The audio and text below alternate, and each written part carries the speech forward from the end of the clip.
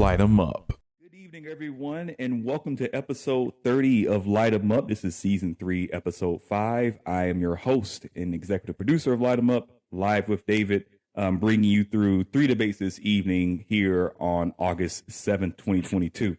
I want to welcome our live listening audience as well as our podcast listening audience. We are on all major podcast platforms as well as YouTube. So we want to thank you all for listening in. And if you are listening on either of those platforms, take a moment, leave us a review, leave us, some comments, support your independent podcasters. We're entirely bootstrapped here at Light 'em Up. And for my listening audience, take a moment right now to text this link out to your friends that have iOS devices. Colorcasts won't come to Android just yet, but text your iOS friends and let them get in on action to listen to the great debates we have lined up this evening. And we have an awesome one to get us out of the gate here between two Light 'em Up veterans, Calvin and Zach, as we'll be debating which player would make the most NIL money today. And for those that aren't familiar, NIL is the name, image, or likeness program that the NCAA finally allowed players to capitalize on their brand and to monetize themselves. Well, of course, this was just adopted within the past few years. So we thought amongst ourselves here at Light 'em Up, who would have made the most NIL money if we just had this program from the jump? And Calvin and Zach jumped at the opportunity for that to debate. And so I will go ahead and let them get started here. Zach, excuse me, you have the better record here so far as season 3. So you get to decide if you want to kick off or defer. I will start it. Okay. All right, sir. Well, with that being said, Calvin, you can go on mute, my friend. And Zach, your 2-minute opening statement starts now. All right. In the world of college football, let's be honest, players have been getting paid for years and years, but now it's finally legal and out from under the table. NIL is a good thing for the sport, with players now being able to profit off their own name, image, and likeness. So with guys like CJ Stroud and Bryce Young able to make money, it made me think what college football stars from the past would have made a fortune in the NIL world. One name flashed to me over and over again, and that name was Reggie Bush. I mean, if you look up the word electricity and apply it to college football, Reggie Bush is the first guy you'd think of. What else could you ask for in an athlete ready to make bank on NIL? Highly recruited star? Check. Top 5 pick? Check. National champion? Check.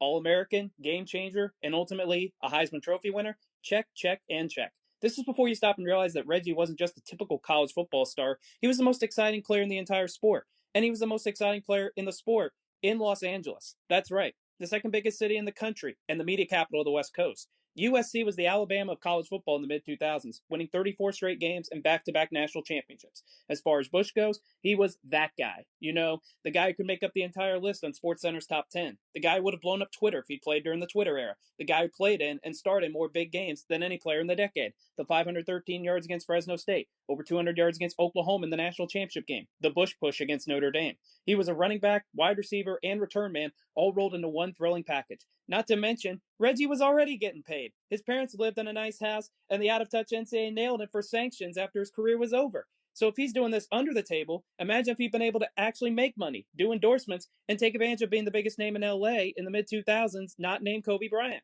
Reggie Bush would have been able to keep his Heisman, and with his personality, his marketability would have been higher than any college football player of the 21st century. Reggie Bush, in more ways than one, was ahead of his time, and no one would have profited more from NIL in an NIL world than Reginald Alfred Bush Jr. I can see the rest of my time. Good Lord, what a name. Thank you, Zach, for that opening statement. Calvin, you can come off mute, my friend, and your 2-minute opening statement starts now. As expected in college football, the updated NIL rules have allowed for a new generation of marketable, talented players to profit off of themselves sooner than ever before. Also, as expected, the players profiting the most have been team leaders with incredible talent and a brand to build. And for this debate, there's really only one college football athlete ever who has perfection in all 3 categories. You can't tell me that any former college football athlete would have made more money today than the guy who can be literally recognized by any college fan in just 2 words: Johnny Football. What is a more marketable marketable football nickname than Johnny Football. I certainly can't think of a more classic college football brand, and it's Johnny Manziel, who still has the brand all to himself, even after being nearly a decade removed from 2 electric seasons at Texas A&M. His youthful exuberance, confidence, team leadership, and dazzling play on the field would have been an incredible combination for any brand, and let's not forget perhaps the most important part. He plays quarterback, the singularly most visible and marketable position in pro sports. A good quarterback will almost always be the face of their school. On3 NIL valuation confirms this fact, as in 2022, they project 5 different quarterbacks being today's 5 highest NIL earners. 5 straight QBs at the top of the rankings. Texas's Quinn Ewers will almost certainly be gone for Golden Boy Arch Manning after this season, and yet guess what? He still makes more money than all non-quarterbacks in all of college football in that projection based on what he has in sponsorships so far. The fact is that good quarterbacks make far more than anyone else, and in Manziel's case, he would have reaped immense profit as the head of a Texas A&M team that joined and immediately dominated in the newly stacked SEC with a combined 20-6 record, big wins such as the upset over Nick Saban's number 1 Alabama squad, and 2 New Year's Six bowl appearances between 2012 and 2013. Of course, after college, Manziel ended up spiraling from a confident leader into an arrogant, misbehaving man-child and a possible criminal, but let's not forget that all of the Manziel headlines began coming out after college. There's no excuse for anything Manziel did, but during his time at Texas A&M, the bad press just hadn't started coming out yet. That's not affecting his college brand. It wouldn't have affected his brand at all until the negative Cowboys reports. Overall, there's no doubt that Johnny Football's 2 years at A&M would have helped him profit like no other. I concede my time. All right. Thank you, gentlemen, for those rousing opening statements. You can both come off of mute, and your 10 minutes of crossfire on who would make the most NIL money today starts now. Light them up. Well, I know you're a little bit young to have seen Reggie Bush play throughout his career, but this guy was the most exciting player in college football, and his highlight reel is unmatched among college athletes. He was the best running back in the country, the best return man in the country, and he did it for 3 years. Johnny Football would have had only 1 year to profit off of NIL because his first 2 years he redshirted, and then he was a relative unknown going into the season. Reggie Bush was highly recruited from day one. He won a national championship as a freshman, won a national championship as a sophomore, and won the Heisman Trophy as a junior. And you're talking about Texas A&M going 20-6. USC went 37-2. And Reggie Bush was a member of a team that won 34 consecutive games. And you cannot understate the dominance of USC in the mid-2000s. And here's another thing for you.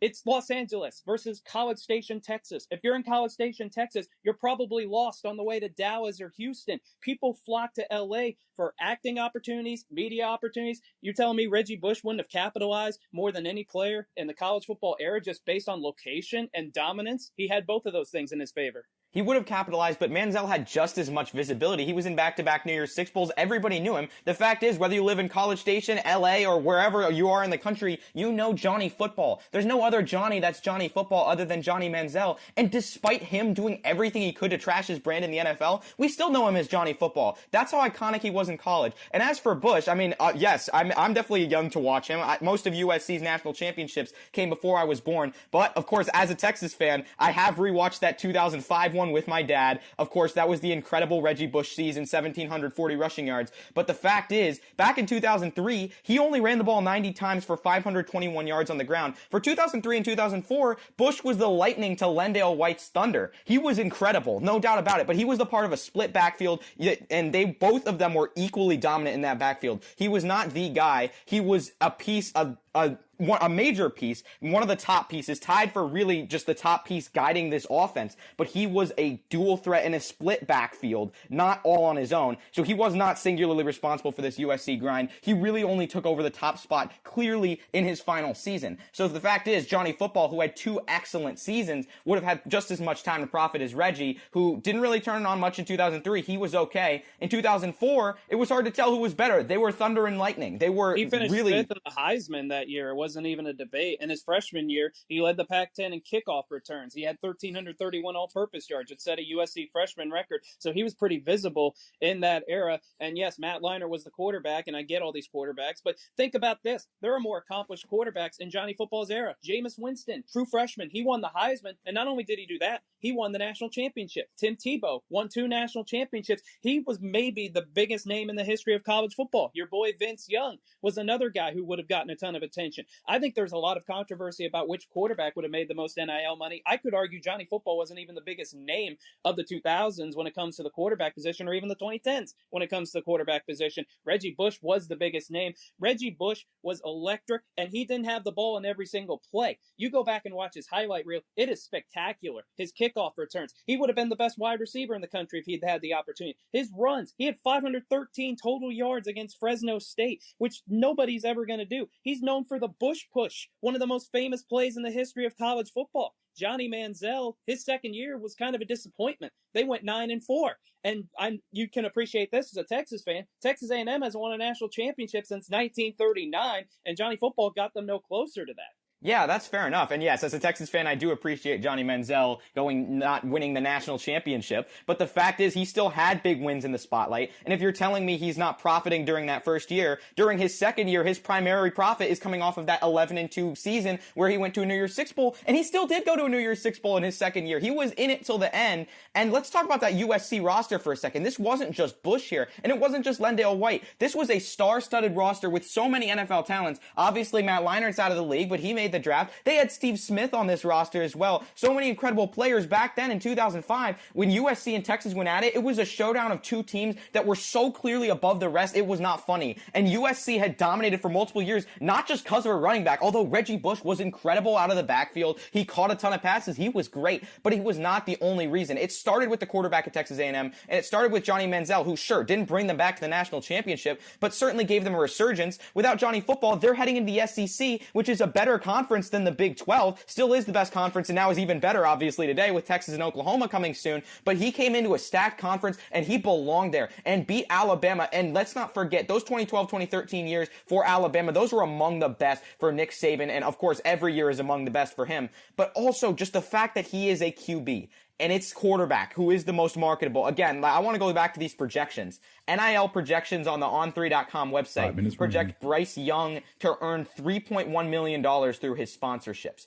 Next guy's up. CJ Stroud at 2.4. Caleb Williams at 2.4. Spencer Rattler at 2 million. Quinn Ewers, the transfer over to Texas. And we all know he's not starting to Texas after this year because Arch Manning's coming in. He's probably going to make more than all of these guys because he was an even bigger name than Bryce Young, who was nowhere close to Johnny Manziel. Jackson Smith and Jigba was the highest earning non-quarterback. He earns less than half of what Bryce Young does. Less than half. That's such a massive gap to make up. I don't see how an RB and Reggie Bush is making it up, no matter how great he was. He was in contention for Heisman's. He won a Heisman. He still won it. It shouldn't have been vacated. But the fact is, Johnny Football would have been much more marketable, would have been much more sponsored, and just earned much more money because of the position he plays. Well, you have to consider this. Joe Pompliano of Huddle Up, he's a sports business company, estimates Reggie would have made between $4 to $6 million annually from 2004 and 2005. So that's higher than any quarterback that you just mentioned. He averaged 7 yards per carry in his career. He was a big play machine. What sells in sports more than anything else? Highlights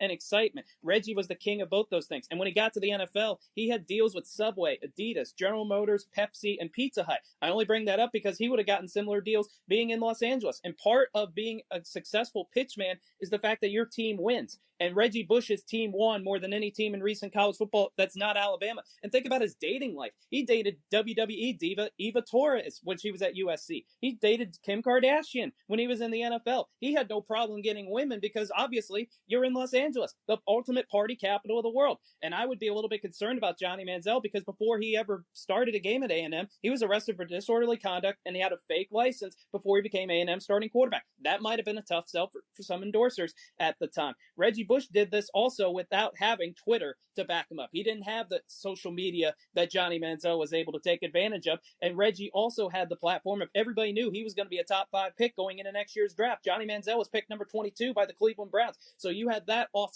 the field hype to go with Reggie Bush that you wouldn't have had with Johnny Football. If Reggie Bush and Johnny Manziel played the same position, this is much more of a debate. But it's just the fact that quarterback, being a team leader, it's much more visible. And the fact is, maybe Johnny Manziel got in a little bit of trouble in the past. And I mean, we ended up finding out things that he did in college, but we found out a lot of that stuff once he was in the NFL. If we're talking about the NFL, Reggie Bush dating Kim Kardashian versus Johnny Manziel getting arrested and going to parties and being late, there's no contest. But it's about college, and it's about what Johnny Manziel did as the face of Texas A&M. First of all, social media wasn't even as big as it was was a decade ago in 2012 and 2013 as he is now. So as it is now. So sure, he had that advantage, but that's not something crazy like you think of it, even like how it would be now in 2022. And you talk about $4 to $6 million. Of course, Reggie Bush would have made more than these guys today. I mean, that makes sense because yes, he's one of the most marketable players in history, but Bryce Young being the top guy here. I mean, Bryce Young's not some sort of superstar prospect. I would argue so many more guys would have made far more than Bryce Young in NIL era. Even Joe Burrow and Trevor Lawrence, if you want to use recent examples, I'll bet they would have easily been in that $4 to $6 million mark. And Manziel still, I think, is more marketable than any of those guys. Johnny Football is a brand that cannot be matched. It is the classic college football, the classic Texas vibe with that nickname, and the fact that he still has it after all that he's done. It's incredible. I mean, it's not incredible to the fact everything he's done, but it is an incredible brand, and he would have taken full advantage. You know, Johnny Manziel would have taken full advantage. He's just the guy to do that if you had the ability. Well, you're looking at college football today. College football in the mid-2000s was equally dominated by running backs as it was by quarterbacks. So it was a completely different era. And I'll play him for it again. Playing was the bigger deal because now you have more media market opportunities. Reggie would have taken full advantage of that. And as opposed to being in College Station, Texas, where there's absolutely nothing there. And again, Reggie Bush is iconic to college football fans, and not only college football fans, but people outside of college football. Everybody knew who those 2000s USC teams were with Leinart, Bush, and Dwayne Jarrett. They won 34 consecutive games, and I'll keep going back to it. The reason Aaron Rodgers and Patrick Mahomes have commercials, it's not just because they're good quarterbacks, it's because their teams win. Johnny Football's teams were not the best team in college football in either one of those 2 years. He didn't come close to winning a national championship. Reggie was a big difference maker in winning 2 national championships. And yes, you can bring up Matt Leinart. You can bring up Steve Smith. All these great players that played at USC. The first guy that everybody brings up when they mention the 2000s USC Trojans, for better or for worse because of the sanctions, is Reggie Bush. And he was already taking money under the table. He definitely would have taken it open. Yeah, he would have made a lot of money for sure, but Manziel has the superiority in the brand and the visibility and the position. And it's talking about today. Making money today. This is a quarterback-dominated college football today, and Johnny Manziel would have made the most. And that is time. And I want to apologize for the static. Hopefully that you're not hearing anything now. Are you guys hearing any static right now? No, you're good, I think. Good now. Okay, sweet. All right. Thank you, gentlemen, for that crossfire segment. Okay. Yeah, thanks for that crossfire segment. Zach, you opened up. So Calvin, you will get first dibs at closing statements, and your 2 minutes starts now. All right, I want to take a look back at Reggie Bush first, and I want to take a look at why, objectively, he was not the face of this team until his final season at USC. He was one of the faces of this team his entire career there, of course, but he ran for 521 yards in 2003, 143 carries for 908 yards in 2004, and sure, he was used out of the backfield as well, but Lendale White was the bruiser inside. Now, I'm not saying Lendale White was more marketable than Reggie Bush. Bush as a personality was for sure, but he wasn't the face of this team, like I said, that had Matt Leinart, that had all these NFL guys, Steve Smith as well, and just the defense. The defense was absolutely loaded. You can't talk about USC without talking about all of those guys. You could talk about Texas A&M in 2012 and 2013 and only mention Johnny Manziel because no one else remembers anybody from that team. You remember the stacked USC team that won 34 straight games for their team effort and just how good that team was, how at another level all the talent they somehow hauled in was, and how Pete Carroll just led them to so many national championships in a row. That 2005 season where he piled up over 2,000 yards from scrimmage was his incredible Reggie Bush year, and that's the only year where you can argue Reggie Bush was truly, clearly the top face of USC. Maybe he was in the past, but clearly he only was in 2005, and we saw Manziel for 2 seasons rack up yards, scramble for yardage. He was electric, a great personality until you heard all the stuff come out. I mean, if Johnny Manziel wasn't like a criminal, he would have had really an incredible brand, and he could have stayed in college much longer too. Let's not forget that. That's another point, because if Manziel had the opportunity to make money with NIL, like, he would have made plenty of money to maybe still stay in college, maybe still stay for more than 2 years as the starter at Texas A&M. Maybe that would have been given him some new flexibility. It would have given all these guys much more flexibility. So Manziel leaving early for the draft, I mean, in today's world, say he gets NIL, he could stay for another year or two, continue putting up better and better stats and dominating against younger and younger guys. And back just to the fact that Johnny Manziel clearly would have made more than Reggie Bush because he is a QB, and because of his nickname, his brand, Johnny Football. That's like, there's not more of a classic football brand. The fact that you can own such a broad nickname all to yourself, despite all his struggles in the NFL, makes him clearly the guy who would have made the most today. And I can see that is time. Right on time. Awesome. Thank you, Calvin. Zach, your 2 minutes starts now. So I'll give you that Johnny Football had a major brand, and he was arguably the first major college football star of the Twitter era, and with him winning the Heisman Trophy and coming back to Texas A&M for a season after that, he would have been swimming in money. However, his teams never won anything despite his individual success, and winning equals more endorsements, and it equals better advertising. Think about all the big games that USC was in that Texas A&M did not play in. Think about how many more accomplished quarterbacks would have made similar money if NIL existed. I mentioned Jameis Winston, Tim Tebow, Vince Young, even guys like Colt McCoy. All would have made serious NIL deals. And for me, deciding what quarterback would have made the most NIL money is a lot harder than deciding which running back would have. What area of the country provides better NIL access? College Station, Texas, or Los Angeles? It's not even a question worth debating. Reggie Bush played right before the internet blew up the world, and even with limited internet access, Bush did something that even Johnny Football didn't, and that's transcend college football. Reggie Bush, along with those USC teams in general, were cultural phenomenons in the mid-2000s. Yes, right up there with Britney Spears, The Office, and iPods. They were the biggest team in LA. No small feat. This is a time when the NFL was not in existence, the Dodgers stunk, and Shaq just got traded. So they had those USC teams to fill the void. Even Will Ferrell and Snoop Dogg were showing up at USC practices because they were mesmerized by Bush and what he would do next. Those guys weren't showing up at Johnny Manziel's practices. Reggie was can't miss good because every game he would never seen from a college running back before. Flying in the air, outrunning everyone, dominating three phases of the game. No college guys ever had a better highlight reel. Nope, nothing sells in the sports world more than highlights and excitement. No one had more of both than Reggie. He was a video game type player that statement actually ran true for. Reggie Bush was, in fact, on the cover of NCAA Football 07, which would have made him a fortune. And while Johnny got one offseason to cash in on his NIL opportunities, Reggie would have cashed in for 3 years. The NFL players who appear in commercials are not only good, but charismatic and guys who are thought of as the face of their sport. Reggie would have been in every major commercial selling cars, soft drinks, whatever you can think of, because he was the biggest name in the sport. There was no bigger star ever in Los Angeles from a college football perspective than Reggie Bush, and if NIL existed back then, Reggie Bush would have been the face of NIL, just as he was the face of college football. I rest my case. All right, and right at the buzzer. Okay. Thank you both. I was expecting that one to be heated and passionate, and I didn't get anything less than that. So thank you both for that. Voting link is in the chat. And gentlemen, I remind you that the two debaters, you're not allowed to vote. But there are 14 of you all listening.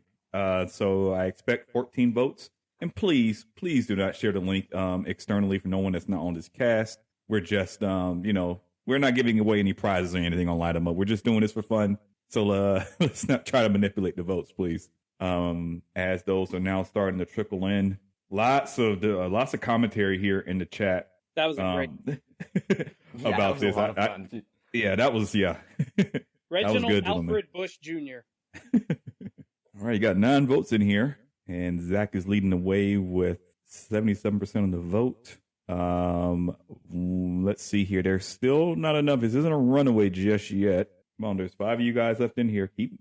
Bring those votes in here. I did have it paused at the beginning, but it should be open now. So get those votes in. But just hold steady. Okay, here we go. Okay, there's another vote. Still in Zach's favor. I think if Zach gets, let me see here. This can still be tied. Oh, I tied last week. Don't do it to me again. You're winning. Okay, there it is. There's the majority. So there's 14 people listening. And Zach, you now lead 8-4. There's not enough votes for Calvin to catch up. So you win, my friend. Congratulations, Zach. Thank you. Calvin. We got to keep doing these, man. Every one of them's close.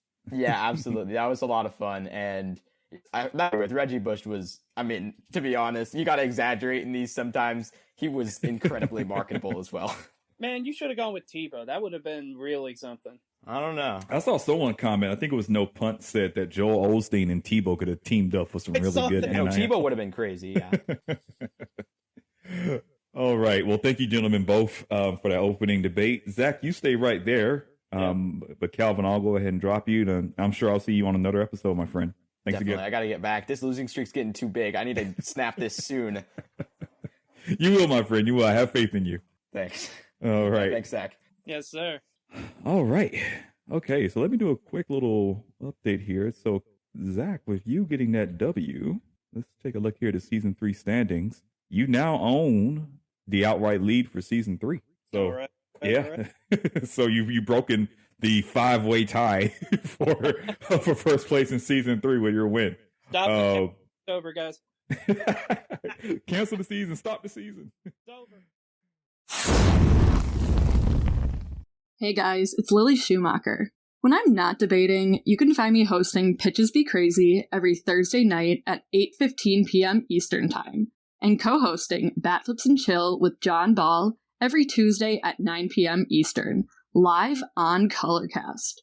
Thank you so much for listening to Light 'em Up. Now, let's get back to the action. Okay, so let's go ahead and get settled in here for debate number 2, which is going to be a round 'em up on if my team does X, then they're going to the Super Bowl. So Zach is already in here. I'm going to bring in SweetBlitz, who will be making her Light 'em Up debut. Yep, there she is. I'm about to say, I know I saw her picture. All right, and let her get settled in. And we're going to be bringing in Blake, who will be making his season 3 debut. Invite him as a speaker. What's up, everyone? SweetBlitz, welcome. Yeah, welcome to the show, Blitz. Thank you for having me. Yeah, no problem. I like it. You sound just a little faint. Let me see. Is this better? Can you hear me? Yeah, that's better. And Blake, are you there, buddy? Yes, sir. How y'all doing? We're doing great, my friend. And what's up? Good to be here. Excited for this. Yeah, great to have you back on.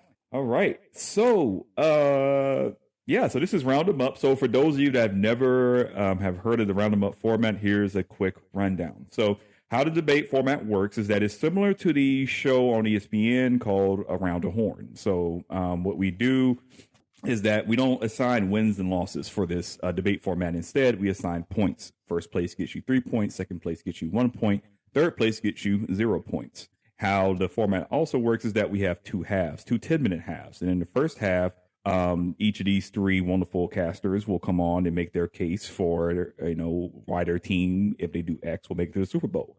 And then you, as the listening audience, are asked to vote to see who did the best job kind of making their case. The top 2 casters will move on to the second half to continue their debate, and the third caster will be dropped. But it is very important for that third caster to stick around, because in the event of a tie for the second half of the debate, the third place caster gets to decide who wins. So that is the Round 'em Up format in a nutshell. And then again, after that second half finishes, we'll do another round of voting, and then whoever comes out first again gets the 3 points. Whoever comes in second gets the 1 point. So that's Round 'em Up, something a little fun, add some spice to the show. And as per our rules for Light 'em Up, women get to go first. So it doesn't matter who has the better record or if you're Light 'em Up crew. Chivalry is not dead on Light 'em Up. Women get to go first.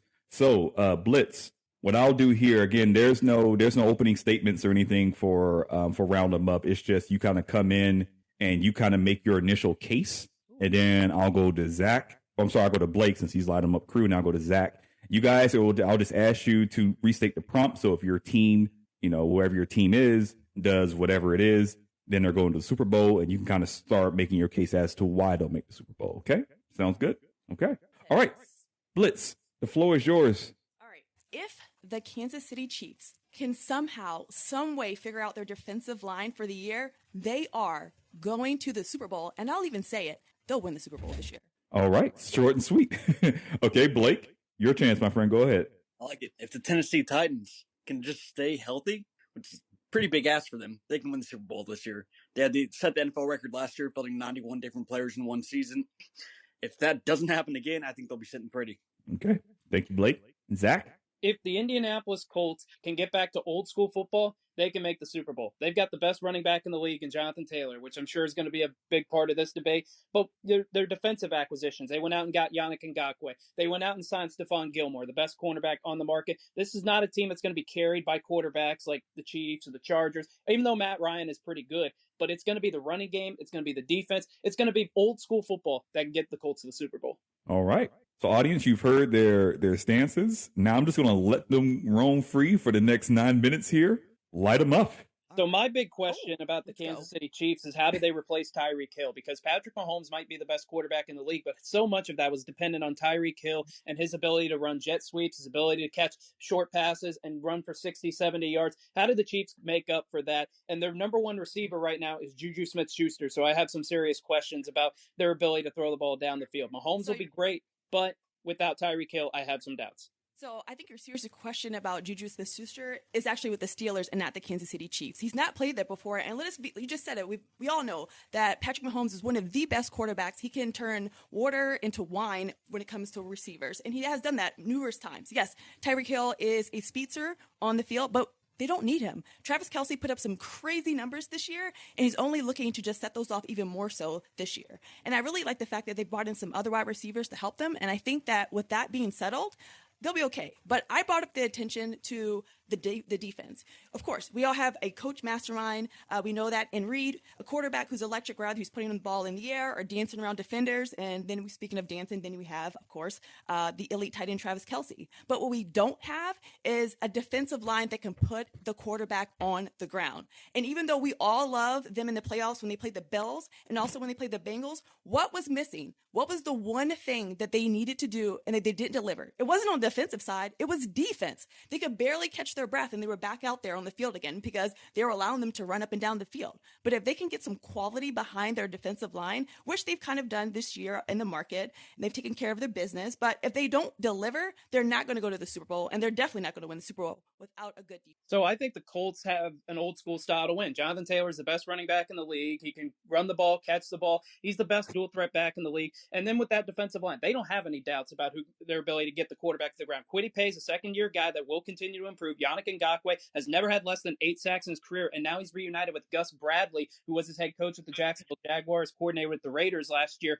And Stephon Gilmore has still got it. He's one of the top cornerbacks in the league. The Colts defense will be significantly improved coming into the season. And now we don't have Carson Wentz and his vaccination problems to worry about. Matt Ryan is going to go out there. He's still got it. He's been hampered by bad weapons his last couple of years. And he's the best quarterback in the division. And I don't have any confidence in Ryan Tannehill, especially with the Titans not having an elite wide receiver in A.J. Brown anymore. All right. Stop. First off, who's Matt Ryan going to throw to? Don't attack the Chiefs wide receivers when the Colts don't have anyone there either. Michael Pittman. Stop with this Jonathan Taylor propaganda BS. We all know Derrick Henry was well on his way to winning his third rushing title in a row before he got injured. It was just one injury. If he stays healthy, then it's the same dominant Titans offense again. And I will say this: Titans swept the Colts last year, both on the road and at home, and they beat the Chiefs 27-3.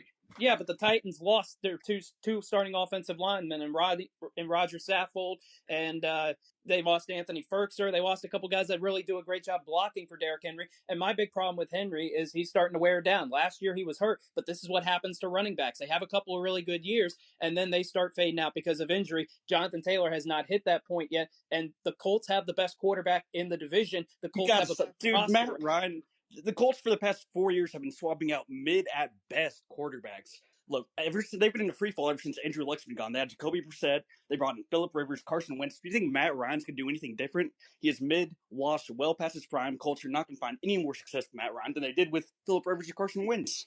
Exactly. They will have more passive. I have to say, the Colts are a passive team when it comes to their quarterback, right? We've seen that multiple times through different seasons where they've allowed quarterbacks to come in and kind of like go with the flow, right? They've relied on their running back, who is awesome. We'll take nothing away from Jonathan Taylor, but at the end of the day, Matty Ice is Matty Ice. He's got a great name, and probably that's about it going forward with his career. And I like the fact that you think that it may turn into something great, but I think the best has already come and it's over. 5 minutes remaining. 5 minutes remaining in the first half. In 2016, like I said, he's been hampered the last 2 years due to having a lack of having a great wide receiver or a great running back. He has had no talent around him whatsoever. And when you look at the Tennessee Titans, no A.J. Brown. Who are they going to throw the ball to? Don't give me Robert Woods. He's a second or third receiver at best. What do you got if you don't have Derrick Henry? If he gets hurt, what do you have behind him?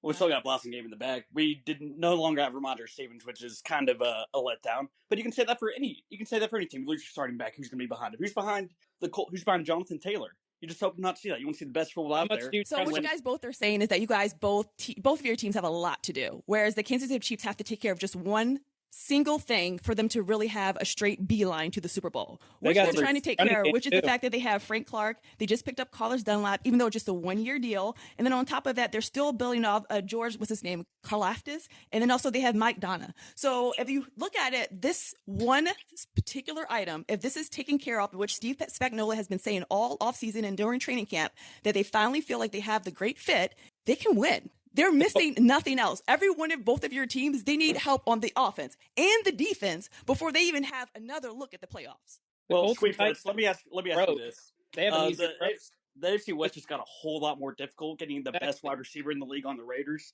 and Russell Wilson going on the Broncos. I feel like the AFC West is going to be very cannibalistic and beating the hell out of each other to the point where the Chiefs are going to be very worn down. Their record's not going to be outstanding. They might not even win the division anymore. I feel like the Chiefs should be coming in with a lot less confidence. This isn't the same division they've been running over for the past few years. Not to mention Justin Herbert and the Chargers. The Colts and the Titans just have each other to beat in the AFC South, while the Chiefs have to deal with 3 other teams. The Chiefs could be a last-place team for all we know. The Colts and Titans are going to finish 1 and 2 in the division. It's just a matter of which one's finishing first, which one's finishing second. Right. But also, you have to understand the fact that, too, I mean, we do lose a lot of people this year, right? We can't do it with the cap and salary. But also, they have been very ingenuitive in every division. Everyone said this years ago about the same position with the wide receivers. Oh, it'll never come out. We get Tyreek Hill. We make things happen with Mecole Hardman. These things do come to fruition. They work on it. When they know that there's a definite need, they capitalize it and they do what they need to do. And fair enough, I know there's a lot of things that may not look right on paper, but I'm telling you, this season, if they get this defense right, I understand the AFC has gone from just being insane to just absolutely out of control when it comes to the type of talent that is out there. But you have to admit, the Kansas City Chiefs have everything that they need. And this is the only thing that they need to take care of for them to actually continue to gain the title. They have not been stopped. I mean, we're talking about 2019, 2020, 2021. They're always in contention. They always find a way to stay in contention. Can you say that about the Indianapolis Colts or the Tennessee Titans? The Chiefs don't have a running game. That's what I'm concerned about. Clyde Edwards-Helaire has been very up and down. They're 4 deep with the running back. Yeah, none of them. He doesn't. You just switch him out. I mean, like, you act like that's a big thing for them to say, but it's 4 different people that they can put in whenever they feel like it. And honestly, you can count 5 if you actually consider the fact that Patrick Mahomes is another runner. Yeah, it's fine to be deep, but I'd rather have elite. And at least the Colts and the Titans have both those things. The Colts have the best running back in the league, and Jonathan Taylor. I would rather have 1 great running back than 4 mid or 5 mid running backs at this stage. The Kansas City Chiefs the last couple of years have been very imbalanced with their lack of ability to run the football. And as far as the Titans are concerned, they're really asking Treylon Burks to do a heck of a lot right now, replacing A.J. Brown. Remember, Ryan Tannehill, his first pass against the Bengals, pick. His first pass of the second half, pick. His last pass of the game, pick, which led to the game-winning field goal. You can't trust Ryan. Those weren't his fault. What was that? 2 of those weren't his fault. I'm not going to drag Ryan Tannehill too much. I think he can still get back to that 2019 level when he had the best QBR in the league. He was the only constant in that Tennessee Titans team, the only person that stayed on the field and wasn't injured, and he won the AFC. At one point, like, you keep bringing up the receivers thing too. Last year we didn't have receivers. AJ and Julio were injured for like a 4-week stretch. Mike Vrabel had more receiving touchdowns than anyone on the Titans roster, and he was a damn linebacker, and the Titans still found ways to win. They won a lot of close games last year. Do you think that's something you can replicate 2 years in a row? The Titans were especially with playing the NFC East this year. Like, come on, we're going to number 1 seed in the AFC in recent memory. The best playoff game that I've ever seen, and I've seen a lot of playoff games, was last year when, of course, the Chiefs and the Buffalo Bills played. And then they turned around, of course, and played Cincinnati Bengals. And it still was an awesome game. Overtime, we're talking about for all of this. And let me tell you, these are high-caliber teams that they were playing. And also, Tyreek Hill was not well during one of those 2 games. He didn't even play the whole time. So what I'm trying to say is that you say that Tyreek Hill's needed now. No. If Tyreek was on or not, the game, especially against Cincinnati, they would have lost that game because the fact that the defense was wasted. They were tired. They didn't even give anything. They didn't have anything else to give. And that is time. I got to stop it there. And I hate it.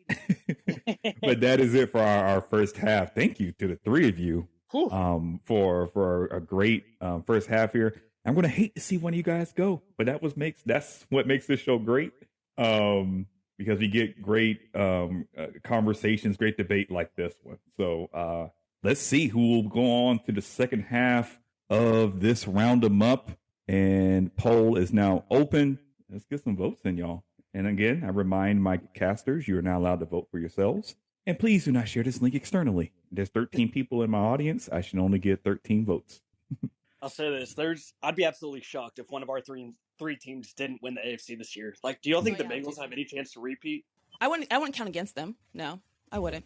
Yeah, I think the thing about the AFC is there's like 8 or 9 teams that have a realistic chance to win it because they're just that deep and so many great quarterbacks. Like, if you tell me the Bengals win it again, I wouldn't be surprised. If you tell me the Titans or, the Broncos won it, it wouldn't be that shocking either. All right, we got about 5 votes in right now. Zach is leading with 60% of the vote. Oh, nope, make it 50-50 now with Blitz. 6 votes, and there's 13 of you guys here in the listening audience. Let's see. There's an anonymous listener too, wherever he is. Uh-oh. All right, well, whoever that person is, thank you for listening. 7 votes in, and Blitz now takes the lead. 57% of the vote, 42% of the vote for Zach. No love for Blake just yet. Oh, we on, have about a minute left in the voting period. Again, all right, we got a vote in for Blake. Let's 8 go. votes in. Well, the Titans did rejoin the Colts-Titans rivalry the last couple of years. So. Yeah, dude. I mean, after losing like 10 straight games to Andrew Luck, I was ready for a switch up. I didn't think we'd ever come out on the other end. Well, I hope you enjoyed it. These past 2 years have been great. I'm at least expecting a split. We ain't getting swept by the Colts, though. No, I think it's going to be a split. I think it could be home team wins, probably. Yeah, I can see that for sure. Vote is starting to tighten up here. We got about 20 seconds left, 40-40-20 in terms of percentage split. I know we got the Chiefs week 3. I don't know if the Titans play them again this year or not. No, we do. AFC South's playing the NFC East and the AFC West. Yeah. So we get to see these matchups go down.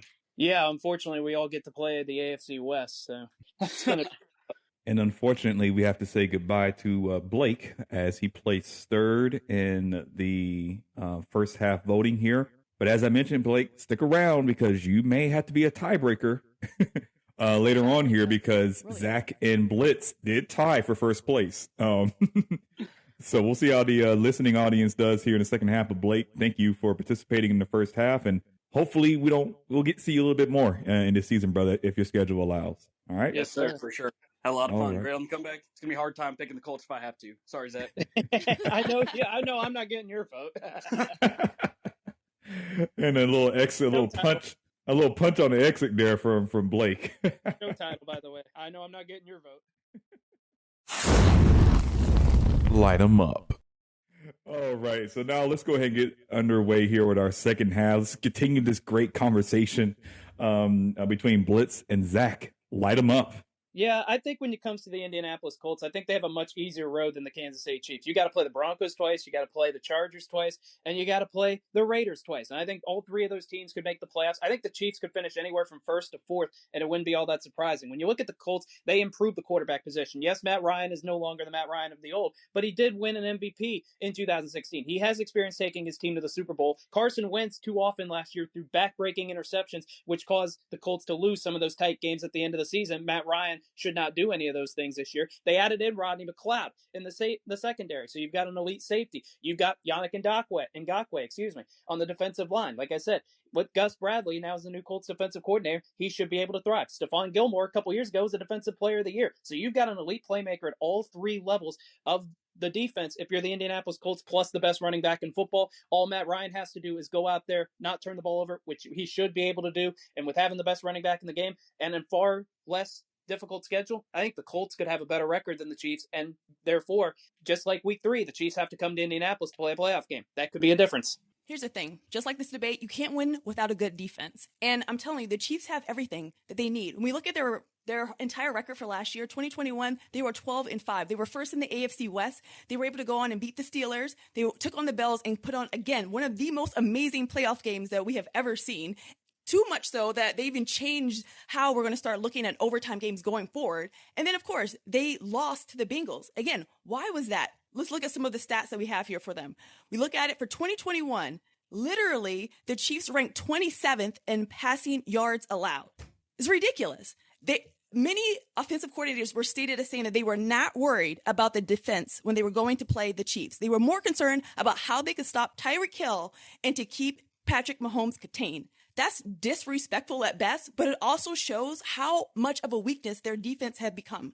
So when we look at it again, like I mentioned before, they have bringing in 4 people. They're hoping that this will make it work. Of course, Carlos Dunlap has a lot to prove. He's on an $8 million contract, but here's the kicker for me. Steve Spagnuolo is on a very, very tight line. This year is his last year before his contract ends. He has to prove something. And I know the type of person in the resume that he has, he's wanting to prove it. So he wants to get this right. And if they get this right, trust me, there is no one that's going to be able to stop them except themselves. Because they are that great. And let me tell you something. When you go up against 2 great quarterbacks that are so young in their prime, like Patrick Mahomes did, and put on a show like that, listen, if you just had enough a chance to rest, to gather your composure, to look over some plays on the bench and wait for your defense to kind of give you some time, it can make a big difference. He did not have that, and he still put on that same type of caliber game. Imagine what it would be like if the pass rusher was able to just kind of take things from go to get. They're not doing that right now. They're sloppy at best. So again, capitalizing on this, making sure that this is something that they take care of front and center in the very beginning. Yes, they play the Broncos. We don't even know what the Broncos are going to look like. Yes, we all love Russell Wilson, but we have no idea what he's going to do when he steps onto that field. But what we do know is that the offense is ready and smoking. And if the defense follows it up, I don't care who you are or where you are. Let me tell you, yes, it's a very tough AFC rivalry and teams out there, but I still feel like the Kansas City Chiefs have what it takes to get it done. And they have plenty of reasons why they need to get it done this year and this year alone.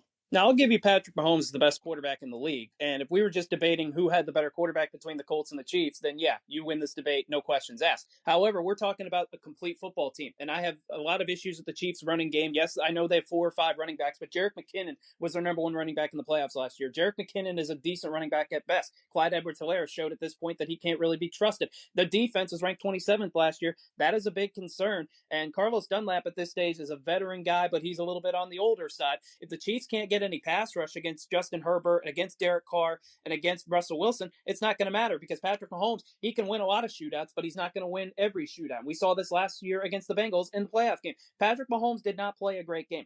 And because of that, they didn't have the defense. They didn't have the running game. They didn't have the complete team to be able to pick him up. The Colts do have a complete team to pick up Matt Ryan if Matt Ryan is a little bit average. And above everything else, Matt Ryan won't turn the football over the way Carson Wentz did a year ago. You said Matt Ryan is not going to turn the football over? Matt Ryan is not going to turn the ball over. Last year, he only threw 7 interceptions, which is a pretty decent number. And when you look at Matt Ryan last year, he had no elite running back to speak of. He had no receiver to speak of, maybe outside of Cordell Patterson. He really hasn't had that over the last couple of years. Now he has the ultimate weapon in Jonathan Taylor, and he's got a young budding star wide receiver in Michael Pittman, who I think is going to have a breakout season. Listen, I appreciate that you have all of this desire to see Matt Ryan do great, and I understand that. But do you realize that this is the 4th quarterback that they're bringing in to the Colts? And they said the same exact thing every year past then. Well, who was it first? I don't even remember. Carson Wentz came in, Phillip Rivers, Jacoby Brissett. All of this was supposed to be the fairy tale ending for them, and it hasn't happened yet. Yes, they have made better pushes to it, but I do not think that Matt Ryan is the answer to get them to where they need to be. I'm sorry, he just is not the one. Well, Carson Wentz certainly wasn't the answer because of the turnover issues. And yes, personally, I would rather the Colts continue to shop for quarterbacks, because if I'm going to the grocery store and I get a couple of things of fruit and I don't like the fruit, am I just going to continue to settle for bad fruit? No, I'm going to go out and buy the best banana or the best orange or whatever. I'm going to go out and do what I can do until I can get it right. And I have no problem with Chris Ballard, the Colts GM, going out and continuing to find quarterbacks. If he would have just simply held on to his principles, he would have kept Carson Wentz, and that would have been to the detriment of the Colts. I'd rather you go out and try to get the best option you can, and Matt Ryan was the best option they can. Do we forget the fact that he won an MVP, that he took his team to the Super Bowl? 28-3 wasn't necessarily his fault. Matt Ryan gets disrespected more than any other quarterback in recent memory. This is the same Matt Ryan that took a team to the Super Bowl against the Patriots, and didn't they lose that? Yeah, they lost that game because his defense, his running game, and his offensive coordinator collapsed on him. You can't always put it on the quarterback. 3:30 to go. I'm 30 seconds. I'm just bringing up. I mean, they make it to the Super Bowl. Matty Ice is this, wonderful quarterback, and don't take anything. I do like him, but at the end of the day, the quarterback puts it on his shoulders. And if you're saying that this is going to be the key that opens up a special lock to get the Colts there, I'm gonna say that it's going to jam very quickly, because it's not happening. I just don't see it. I like I said before, I think it's great, but there has been no consistency at the quarterback level for the Colts. They're always in this figure out stage. And again, Taylor has done wonderful things. Your defense has done great things. But again, you can't rest all of the laurels on that. It has to come up on the offensive side, and it's just not there. And I don't think that given Matt Ryan, as long as he's been with the Falcons, to come in year 1 and expect him to take the team all the way, listen, I just don't see it. I don't see it as being a fathomable thing. At best, I think they make the playoffs, but beyond that, the maturation that's on Matt right now, I just don't think that he is in a state of mind that can go that far yet. The Chiefs have the hardest schedule this year. The Colts have the 3rd easiest schedule this year. So the Colts could have a better record theoretically, like I mentioned earlier, and the Chiefs have to go to Indianapolis to play a playoff game. That could be a big difference. And the quarterback position, yes, we put a ton of value on it, as we should, but you have to think about the rest of the team as well. The Baltimore Ravens won a Super Bowl without a great quarterback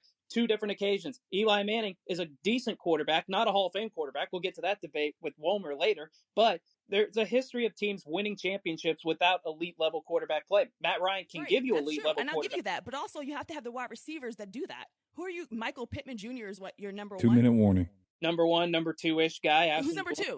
A lot of young guys. He's gonna he's older than my grandfather. So it's like you can't again. You're talking about okay, it's just the quarterback. No, it's not just the quarterback. There's a lot of things on the offensive side that have to be addressed. And when you're talking about you have an easy offensive schedule. line's pretty but what happens when you solid. get to the playoffs, buddy? Like what happens when you get there and now you really have to go up against some really nice defensive edges, some great safeties, and you're relying upon Paris Campbell. We'll run the ball down the other team's throats. It's like it's old school football. You're going to bring in a scheme that no one sees, which is a running back that has been running all season. Now all of a sudden, that's going to be something that no defensive coordinator is going to think of when it's time to get to the playoffs. It doesn't need to be fancy. It just needs to be effective. When you look at the Colts' offensive line, it has to be fancy. It's typically been one of the best. If you want to get to the Super Bowl, you got to play fancy. It's typically one of the best offensive lines in football, and they can be fancy. They can throw the ball to them. They can pitch it to them. They can do a lot of different things. You don't have the Bengals weren't fancy last year. Joe Burrow was good, but Jamar Chase was good, but they didn't do anything out of the ordinary to end up getting to the Super Bowl. And they played one of the best playoff games that we have seen in our time right now. I mean, it was fancy. I would say that with all due respect. They got dressed for it and they came out and they put on a show. I don't think that, again, yes, paper is great, right? You're saying all these things. Paper is lovely. It's wonderful. But guess what? Paper doesn't always translate on the field. 30 seconds unfortunately, remaining. when you're talking about bringing in Matt Ryan and having all these pieces coming together and taking care of things, it's a lot of moving pieces that are not set.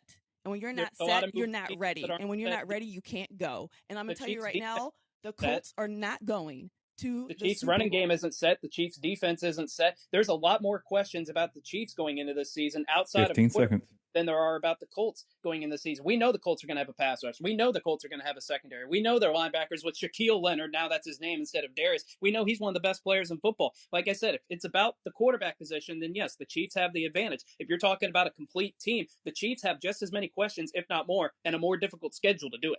And that is time. That is time. I got to pause it. Hate to end it. I got to take a moment to breathe. Unwind a bit there. This is great, Blitz and Zach, for our second half. Appreciate you two bringing the heat. MattSiriani agrees. That was good. All right. Great job.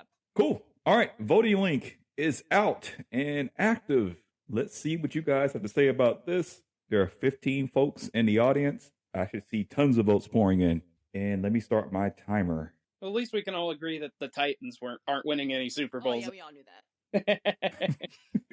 You got to kick Blake while he's down. Yeah, he's not here to defend himself. I love you very much, but we all know that was a... Well, there's 15 of them, so Blake doesn't have to be the tiebreaker, so I can afford to do that now. Well, keep it. I do have to run a timer because I can't let voting run indefinitely. So if it does end the tie after 2 minutes, Blake will decide it. Oh, well, Blake, you're a great debater. Movie tournament debate was one of the most fun ones you've done. Now we're coming back around. Can your nose get any browner?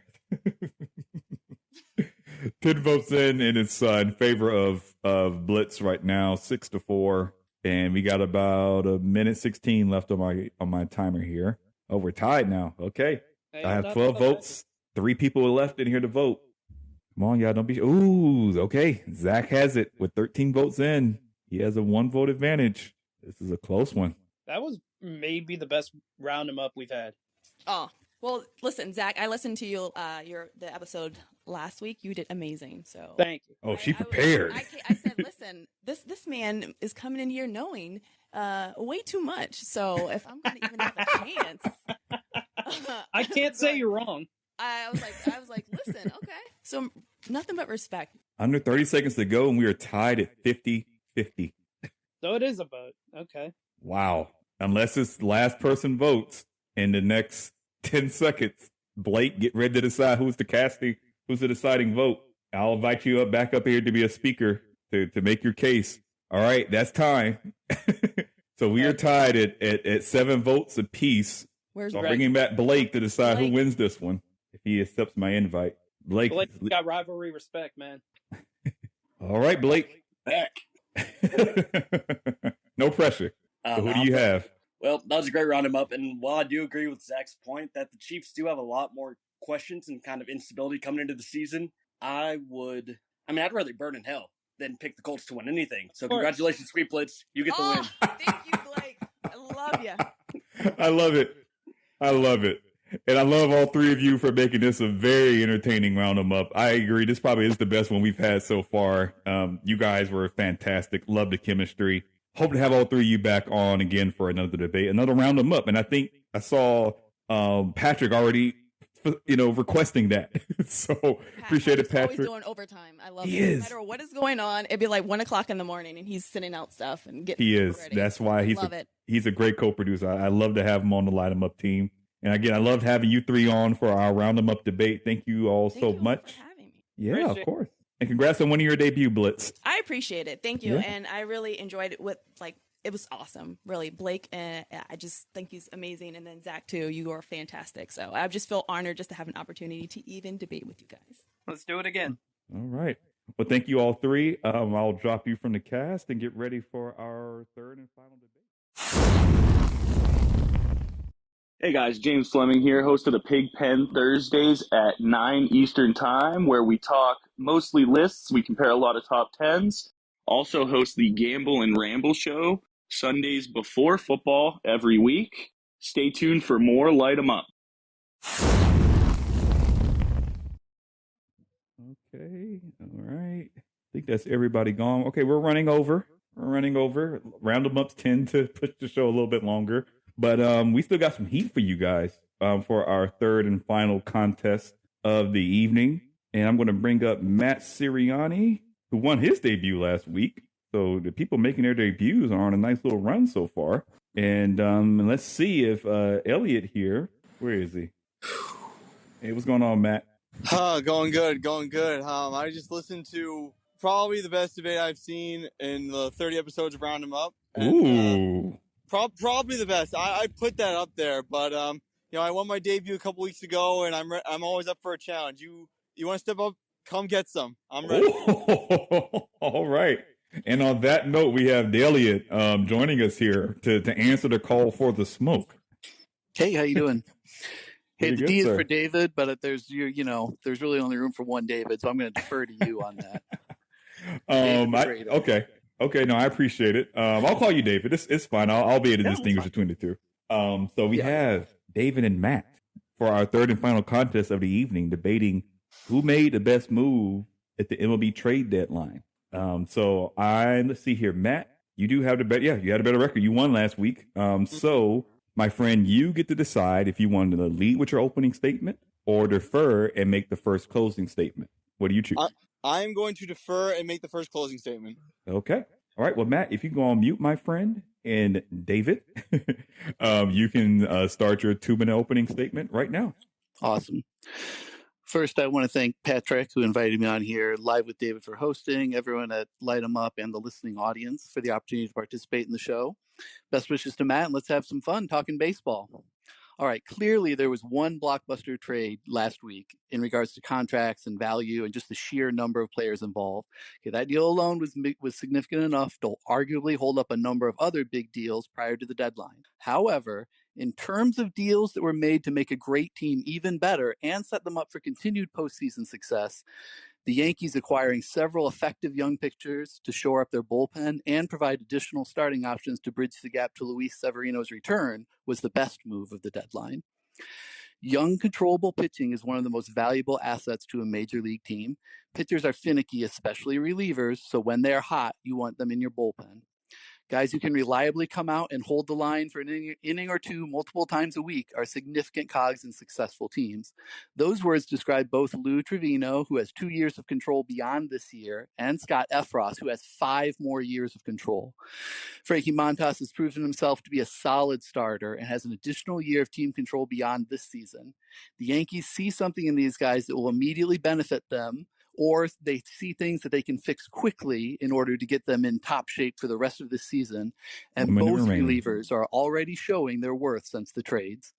For these reasons and others that will be noted soon, the moves by the Yankees to acquire some much-needed pitching for the final push to the end of the season and the postseason were the best of this past trade deadline. And I yield the balance of my time. All right. Thank you, David, for that opening statement. You can go on mute, my friend. And Matt, I will invite you to start your opening statement right now. Thank you. All right. So, obviously there was one move that eclipses every single move in the trade deadline. There's only one move that really told the world this team's in it to win it. There's one move that clearly puts everyone on notice in the MLB trade deadline. Yes, there are phenomenal moves in the MLB trade deadline, but it's the one blockbuster that really takes the cake, and that is that Juan Soto and Josh Bell headed to the San Diego Padres was the absolute best move of the trade deadline. I'm going to tell you why right now. First off, the Padres were already a good team. They're a playoff caliber team. We all know this. They have Fernando Tatis Jr., they have Manny Machado, they got rid of Eric Hosmer, but they have a really young, talented core of players. That infield is amazing. And now what you've essentially done is you've added a strong infield, a really great outfield, where now Juan Soto is part of the outfield. You got Jake Cronenworth, Josh Bell, Fernando Tatis Jr. when he comes back, and Manny Machado. Not to mention you have Brandon Drury as depth at second or third base to complement the Padres infield. Ultimately, at the end of the day, I just feel like the Padres wanted to make a statement to the Dodgers and say, you know what? We're not going to win this division, but we're not going to go down quietly because we are going to face you in the playoffs most likely if things hold the way they are, because the Padres are the fifth seed in the National League. 45 seconds. Ultimately, the Padres said, we're all in. We're putting the chips in. We're going to go all in. And I have some things to say to David because I'm a Yankees fan. So I have many things to say to David about his thing. I can see my time. I just want to call out when Matt and David are referring to David for the remainder of this debate. They're not throwing any heat at me. I don't feel slighted as the moderator. So just in case if you're just tuning in for just now, there's two Davids. So we're referring to DElliott, not Live with David. So with that clarification in order, gentlemen, thank you for your opening statements. Your 10 minutes of Crossfire starts now. Light them up. All right. So the first thing is the Padres aren't going to win their division. Like, that's just out of the question, especially after this past weekend. They're not showing they can play with the Dodgers.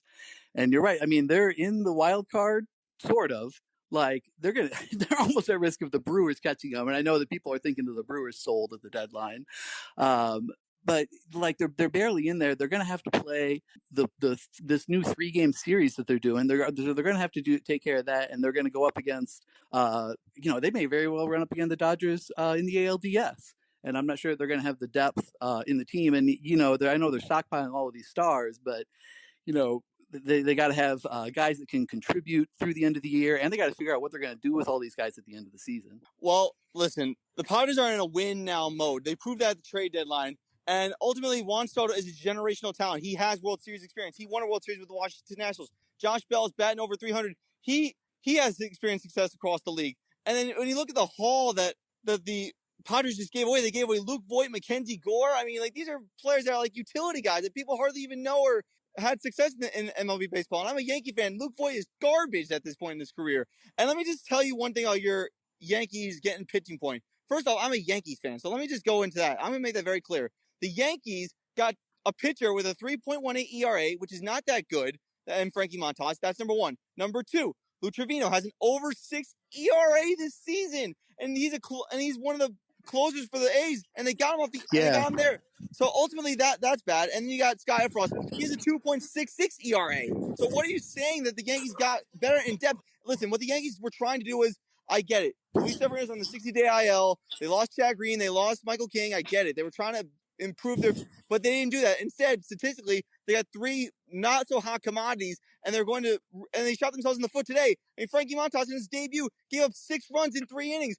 Sky Frost didn't really do that well, and then he gave up a 3-run home run. He gave up 3 runs, and then Lou Trevino didn't do that well either. So automatic impact already failing for the Yankees, and I can tell you right now, it's only going to get worse from there because the ERA speaks for itself.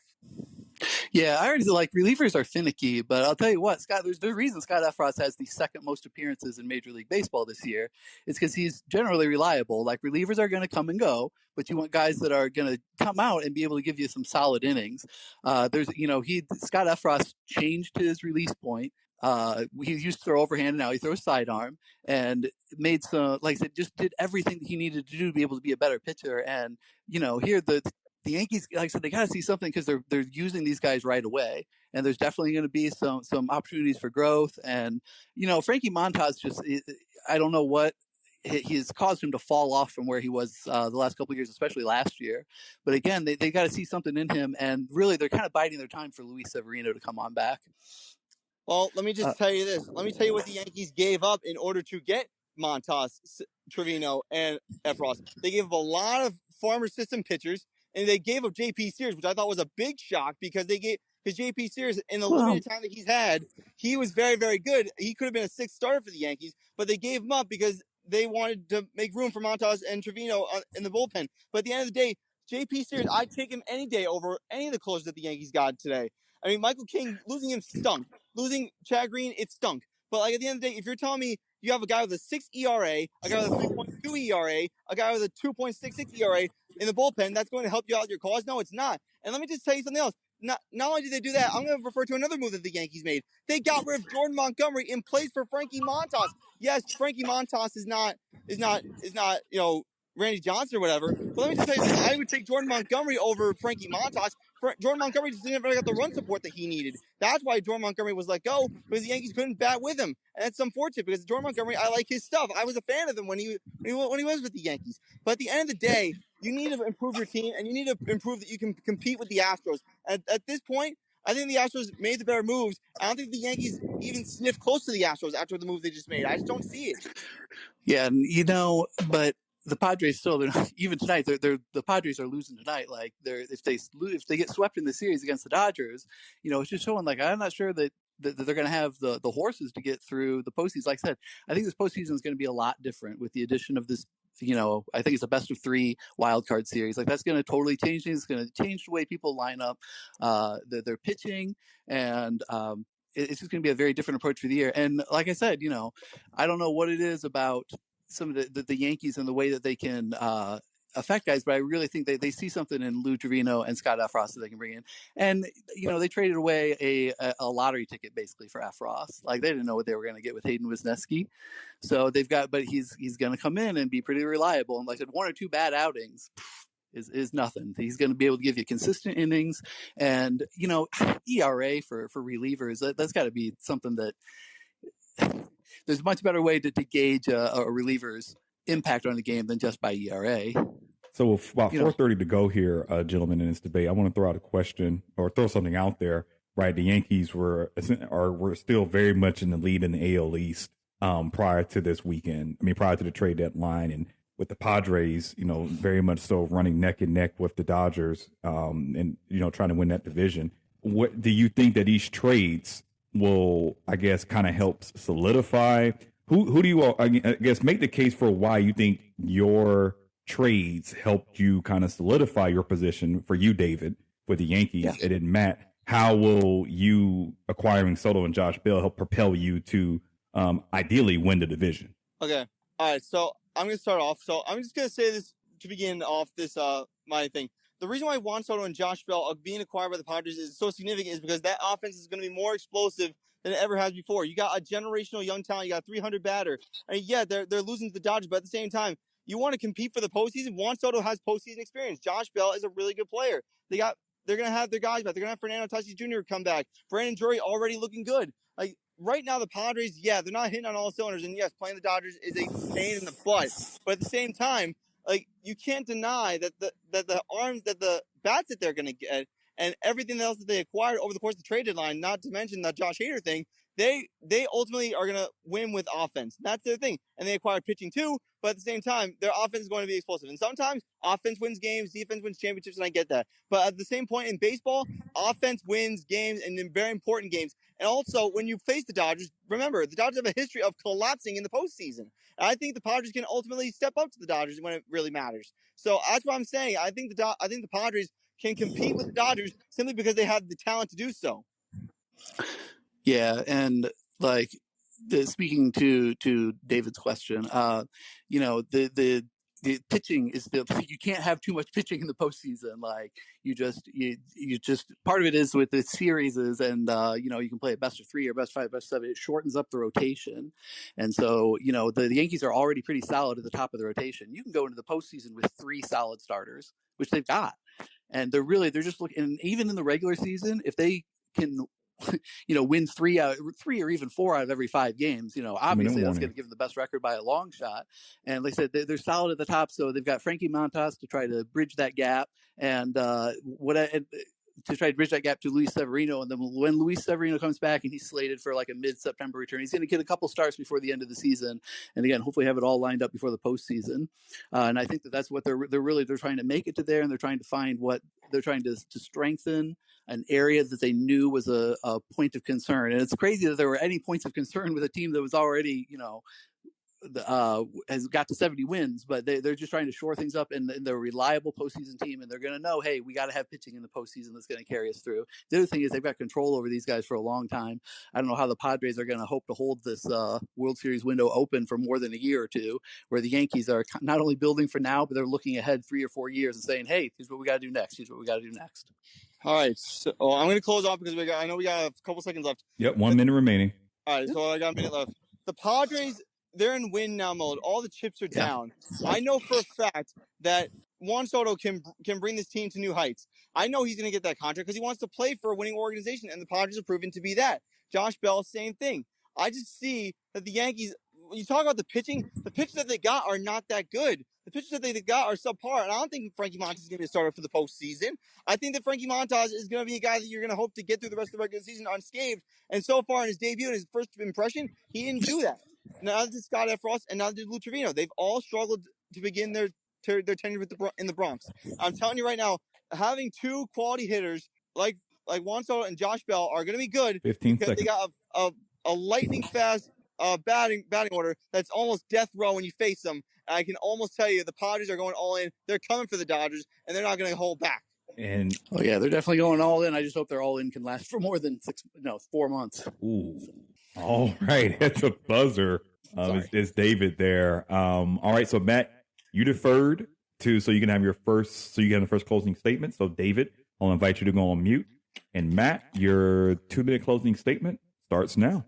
All right. So one thing that I got from this debate is that it's about long-term success. That's what I'm getting here. That the Padres can they sustain long-term success? I think eventually, if Juan Soto plays well, and he's done pretty well in his first few games with the Padres, I think we could see Soto get a new contract. I think we could see Soto stay in San Diego for the long haul. The Yankees, you just don't know what they're going to get from the pitching, and I get it. The rotation is kind of questionable in New York. But let me just tell you something about the Padres. They're a young, fun, exciting team that has a lot of up and coming talent. Juan Soto has the regular season, has the championship to show for it. Josh Bell has had success in Major League Baseball. At the end of the day, you cannot win in the postseason without clutch players. Juan Soto is clutch. He proved it against the Dodgers when he was with the Nationals. Josh Bell proved it in Washington when he was with the Nationals. And look at what the Padres got. They got those 2 stars, and the Washington just said, nah, we good. We'll just take your garbage. That's really what happened. So at the end of the day, the Padres just fleeced in a half a very bad team that's going to be selling ownership soon. And they ultimately said, we're going to put all the chips in. It's all about this year. We don't know what we're going to do in the long haul, but it's all about this year. It's about getting the ring 45 now. seconds. Success is now. And ultimately, I think the Padres can do that. They can compete with the Dodgers, who have choked in the postseason. And I think they can compete with the Braves, the defending World Series champions. And I think they're going to show success in the long haul. After they win a World Series, I could see my time. All right. Thank you, Matt, for that closing statement. David, you can come off of mute, and your 2-minute closing statement starts now. Awesome. This has been a really outstanding debate, and I've really enjoyed our discussion. When considering all the moves made last week, I'm a Cubs fan, so I'm in awe of the ability of the Yankees front office to take an already formidable team and make them stronger, because that's definitely not what the Cubs front office is doing. But I love how the Yankees, they make a few tweaks at the edges and they address some small needs while they're still looking ahead to the future, and they keep strengthening the team even further. There's a reason that they're arguably the most successful franchise in Major League Baseball. So the Yankees are going to take the AL East again. They're going to get some additional rest when the playoffs get underway, because they're pretty much going to get a 1 or a 2 seed in the playoffs. They're going to have the opportunity to shorten their rotation for the future series. They traded for guys that they'll be able to retain beyond this season, and they'll continue to be a dominant force in the American League for years to come. Luis Severino is going to come back in September, and that might end up being the biggest acquisition for them. The Padres are to be commended for landing Juan Soto and closing up on that deal, but there are lingering questions as to whether or not they'll be able to keep all of those stars long enough to remain in contention. They're blocked in their own division by the best team in baseball, and honestly, this year they're barely holding on to a wild card spot. Even then, they'll have to play extra games to start the postseason, and they're not currently in a position to have home field advantage for any series. The question is not who made the biggest trade, it's who made the best trade, and I think it'll be clear in the coming weeks that the Yankees did the best. So I want to thank Matt for an excellent discussion, and all the listeners for giving us their time and attention. And I want to thank the producers, and a special shout out to Live with David and his wife on the upcoming additions to their family. Thanks for the opportunity to be on the show. Had a lot of fun. All right. Thank you. And again, for those of you that may not be aware, my wife and I are expecting. We are at 33 weeks, expecting twin boys. So we're in the final stretches here. My wife more so than I am. But nonetheless, thank you both for that great debate. The voting link is out to make sure that it is activated so you guys can vote. It is saying that it is on my end. Let's have those start pouring in, and here we go. Yeah, I'll tell you what, David. You can kind of see, although my son's head might be covered up in the picture, but I have a 3-year-old and a 6-year-old. So. Oh yeah, I do see them. Yeah. Went to bed right before. Got him in bed right before. My wife helped out too. But so anyway, nice job, Matt. Nice. Oh, I try every time I come on here. This is only my second time doing this, so. I didn't know you were a Yankees fan. Here I was having to do all this homework to learn about these guys, and I was trying to learn about, why did they trade Jordan Montgomery, and just trying to learn all of that. And then you come in, you're like, I know all about this, and I'm like, oh shoot. No, believe me, they lost today, and Montas performed like shit. I know. I was looking that up. But I'll tell you, like I said, I'm a Cubs fan, and I'll tell you, Scott Frost is the real deal. Like he's there's a reason. Like I said, there's a reason that he has the second most appearances in Major League Baseball. David Ross went to him all the time and in all kinds of situations. So, I mean, listen, the guys have good stuff, but can they put it together is the question. They haven't answered that question yet. Yeah. Well, God, the Yankees thrashed the Cubs when we went out there in June. It was bad. Oh my God. I was there for one of the games. I saw it. Take Gleyber Torres. We got about a minute left here. 5-2 in favor of Matt so far. So keep voting, y'all. Keep voting. 12 of y'all are in here. There's enough votes to still tip this one way or the other. Whew. Oh my goodness. And it's funny. My next debate is actually against, I think, Roman Firk or something like that. And I'm going to debate him against what the worst market in sports, and that should be fun. And I know, David, you brought up New York being a potential bad market. And I was like, not really. But then I did research, and there was an article out there that said, "Oh, New York sports is trash," and it was like the Jets haven't won since the '60s. Oh wow! Oh wow! The Mets haven't won since the '80s. Oh my God, I forgot about that. So it's like, other than the Giants and Yankees, it's like New York hasn't really lived up to expectations. I told you. See, I know I produced the show, but I can't be a producer of a debate show and not know how to debate myself. So I got to be able to make coherent arguments. The timer is up for voting, and we have 70-30 in favor of Matt. Oh my God! Good. All right. 7 votes to 3 in favor of Matt. So, congrats, Matt, on remaining undefeated. You are now. Let's get some live updates here on the standings. I believe that now ties you with Zach in terms of who has the season 3 crown. Let's see here. Congratulations, nice job. Light 'em up season 3 standings. You're tied. If I did this right, you are now tied. So congrats, Matt. Thank you very much. And Dave DElliott. I'm going to call you DElliott. I'm going to call you DElliott just so I don't confuse the two Davids. You did your homework, man. I got to give you props. All these guys that come on the show, they bring up the heat and all that stuff. But I don't know if this is your first time around or whatever, but like you really brought it. I was a little bit scared for a second. No, it's always fun. Like I said, I had to do quite a bit of homework because I think it was just like Wednesday or Thursday that Patrick was like, "Hey, you want to come do this?" And I'm like, I guess so. And I knew, I was like, we should change the format a little. So I was like, well, clearly the Juan Soto trade was the biggest one. And then you're like, I'll take the Soto trade. And I was like, oh, okay, that's all right though, because it's fun. Like I got to learn a lot by looking things up and keep in mind, y'all, for you two, and for anyone else listening, Pat means well, but you're also allowed to tell Pat. Oh no. Like, I enjoyed it, honestly, and I love you, Pat. No. I'm not saying anything negative about anyone. No. I know you're not. And then I come in and Matt's like, "Oh, I'm a Yankees fan too," and I'm like, "Oh, shoot!" Like he's gonna know all. Like if someone wanted to talk to me about the Cubs, I'd be like, "Yeah, I know everything about everything they did." So, well, gentlemen, I appreciate you both for coming on here and for closing out our show. Sweet. Hope to see you both back on a future episode. Absolutely. Thank you. All right. So I'm going to drop you both as speakers. Yeah, no problem, David. Appreciate it. Thanks, Matt. Thank you. Okay, so that'll do it for episode 30, Season 3, Episode 5 of Light 'em Up.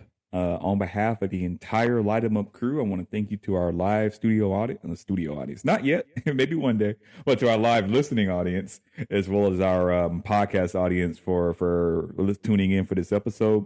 Thank you. I kindly invite everyone to subscribe to the show on your favorite podcast platform, as well as on YouTube. Give us some reviews. Follow us on Instagram and Twitter at Light 'em Up Show. That's LIGHTEM. Light 'em Up Show on Instagram and Twitter. And we'll see you guys around next week. And have a great rest of your Sunday and a wonderful week.